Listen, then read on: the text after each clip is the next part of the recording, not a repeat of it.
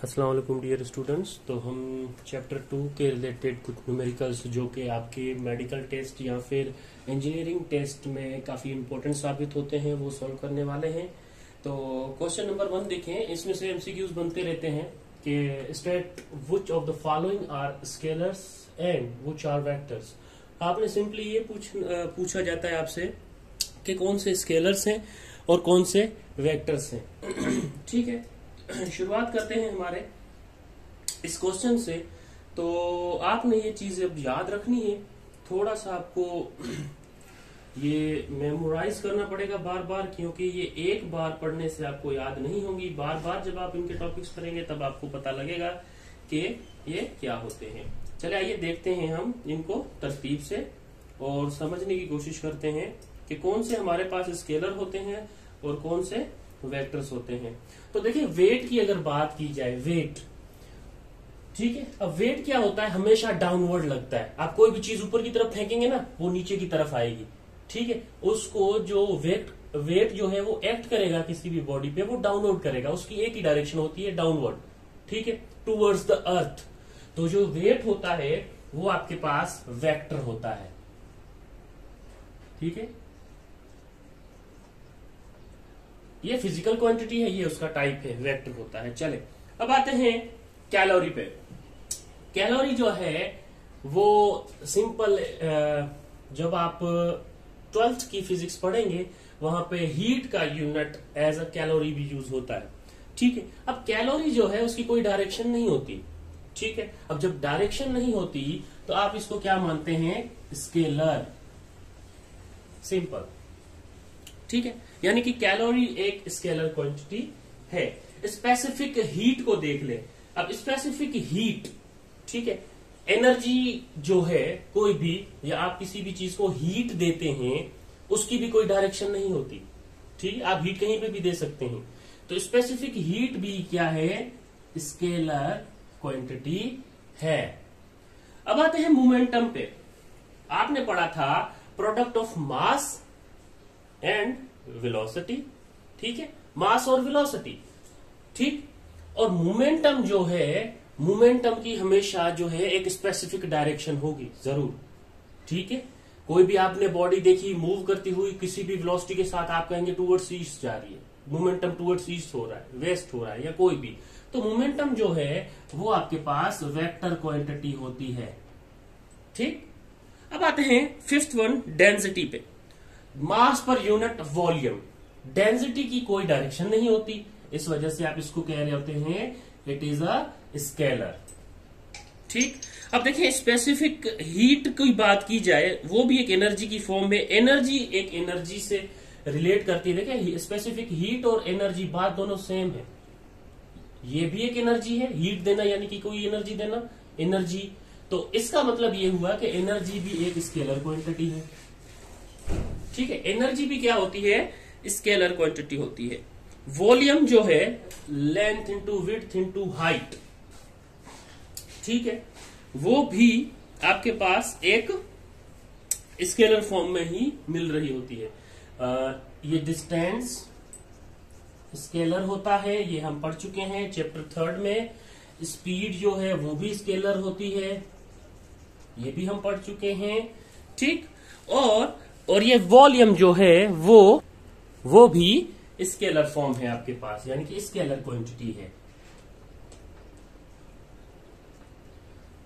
Volume भी scalar quantity होती है। अब आते हैं मैग्नेटिक फील्ड इंटेंसिटी पे।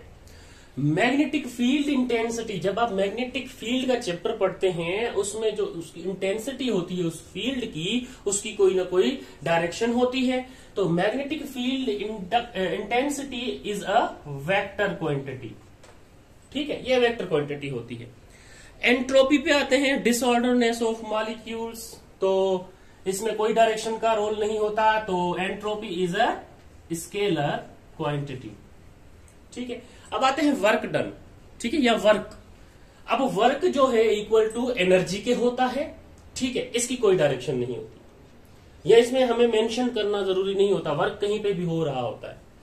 ठीक है, वर्क कहीं पे भी हो रहा होता है। एक एग्जांपल दे देता हूं, आप कहेंगे कि सर मैं इसको कहूं टेबल इस तरफ को करो तो वर्क डन, टेबल जिस तरफ मूव हुआ होगा वो तो एक डायरेक्शन है। नहीं, अगर आप एक दीवार को फोर्स लगाते हैं, दीवार वहीं से पोजीशन चेंज ही नहीं करती, तो मुझे बताएं डायरेक्शन कहाँ। लेकिन आपने वर्क डन तो किया, डायरेक्शन तो आपको नहीं मिली। इस वजह से वर्क इक्वल टू एनर्जी होता है, तो वर्क जो है वो भी स्केलर क्वांटिटी होती है। ठीक है, अब आते हैं सेंट्रीफ्यूगल फोर्स पे। ठीक है, सेंट्रीफ्यूगल फोर्स हो, सेंट्रीपिटल फोर्स हो, कोई भी फोर्स हो, force is a vector quantity. उसकी डायरेक्शन उसी तरफ होती है जिस तरफ आप फोर्स लगा रहे होते हैं, तो it is a vector quantity. ठीक है, सेंट्रीपिटल फोर्स हो या सेंट्रीफ्यूगल हो। टेम्परेचर जो है वो स्केलर क्वांटिटी है, no need for any direction. और ग्रेविटेशनल पोटेंशियल की बात की जाए, या ग्रेविटेशनल पोटेंशियल या फिर ग्रेविटेशनल फोर्स की बात की जाए, तो it is a vector quantity. ठीक है, ग्रेविटेशनल पोटेंशियल जो है it is a vector quantity. ठीक, चार्ज जो है उसमें कोई रोल नहीं होता। क्यों? क्योंकि चार्ज पॉजिटिव नेगेटिव होता है, वो तो ये तो नहीं कहता है मैंने इस डायरेक्शन में मूव करना है, मैंने इधर जाना है, तो it is a scalar quantity. चले, शीयरिंग स्ट्रेस जो है उसमें डायरेक्शन की जरूरत होती है। ठीक है, it is a vector quantity. अब ये जो है सारे जो वर्ड आपको मिल रहे हैं, आपने ये देख लेना है कि कौन सा स्केलर है, कौन सा वेक्टर है। जब आप इनके टॉपिक पढ़ते हैं, ये आपके सामने आते हैं, तब वहां पे भी एक आपको हिंट मिल रही होती है कि किसकी डायरेक्शन किस में डायरेक्शन नीड होती है, यानी कि जरूरत होती है, किस में डायरेक्शन की जरूरत नहीं होती, वो सारी चीजें। यहाँ पे फ्रीक्वेंसी को देखें एक दफा, तो frequency is a scalar quantity. Frequency में भी डायरेक्शन मेंशन नहीं होती या नीड नहीं होती। ठीक है, तो frequency is also scalar quantity. ठीक है, काइनेटिक एनर्जी है। अब कोई भी एनर्जी हो, मैंने क्या कहा था, वर्क डन एनर्जी के इक्वल होता है, तो एनर्जी कोई भी हो उसको आप स्केलर ही कंसीडर करेंगे। अगर यहां पे लेट सपोज 24 पे पोटेंशियल एनर्जी भी होती तो आप क्या कहते हैं, it is a scalar quantity. ठीक है, एक्सेलरेशन जो है वो आपके पास क्या होता है, acceleration is a vector quantity and velocity is also vector quantity. Displacement is also, क्योंकि इसमें डायरेक्शन नीडेड होती है, ये टॉपिक हम कर चुके हैं। ठीक है, displacement is a vector quantity. अब आते हैं इलेक्ट्रिक फील्ड इंटेंसिटी पे।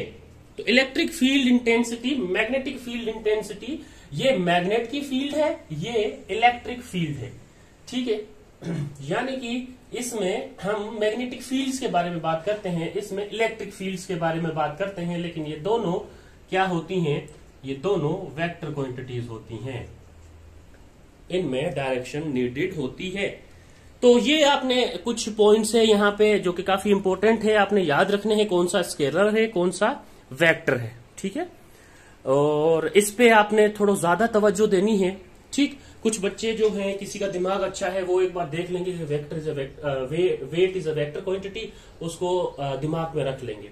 यानी कि ये 1 से लेके जो 24 मैंने आपको क्वांटिटीज बताई हैं और उसके टाइप्स बताए हैं, कौन सा स्केलर है, कौन सा वेक्टर है, ये क्या करेंगे, कुछ बच्चे एक बार देखने से ही याद रख लेंगे, कुछ बच्चे को 2 बार देखना पड़ेगा, 3 बार देखना पड़ेगा, बेशक आपको 10 बार देखना पड़े, लेकिन ये क्वांटिटीज आपने याद करनी है, एनी हाउ आपने याद रखनी है।